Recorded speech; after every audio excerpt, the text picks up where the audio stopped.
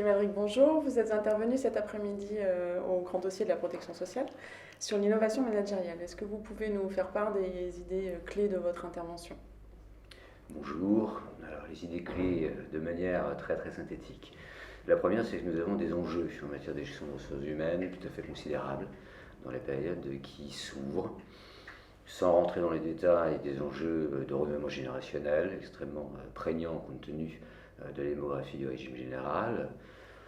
Le sujet de la rénovation numérique, qui serait à mon avis erroné de réduire à ses apports techniques et qui opérera une véritable transformation des métiers, les questions d'interaction entre la vie personnelle et la vie professionnelle, et puis un besoin de compétences nouvelles, qui nécessitera de pousser véritablement à la mobilité professionnelle des salariés. À côté de ces enjeux RH, on a de véritables enjeux sur le métier, notamment pour gagner en agilité, parce que nous sommes confrontés évidemment à une exigence régulière d'adaptation de nos missions au regard des politiques sociales et d'amélioration également de notre capacité à avoir une vision plus globale de nos usagers et donc de la transversalité. Donc, à l'évidence, un certain nombre d'enjeux qui commandent des évolutions, et ces évolutions, à mon avis, sont très largement orientées autour de notre capacité à évoluer dans notre mode managérial. Vous avez fait part du fait que Lucans porte un management innovant avec un certain nombre de valeurs. Est-ce que vous pouvez partager avec nos auditeurs ce point-là?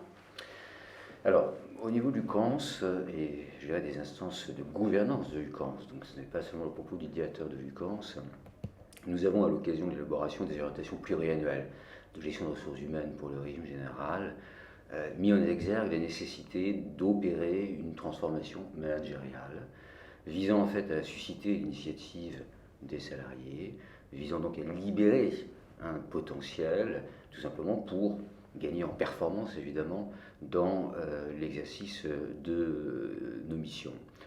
Au-delà finalement de cette orientation politique, mais c'est déjà important d'avoir une orientation politique consensuelle, si je puis dire, entre l'ensemble des parties prenantes, le rôle de l'UCAN, c'est certainement pas de porter une vision unique, un dogme, un concept managérial, mais plutôt évidemment de relayer la nécessité pour chaque organisme de réfléchir à ces pratiques, de les faire évoluer au regard de la culture interne, de l'histoire, des personnes qui travaillent également dans l'organisme, pour libérer ce potentiel.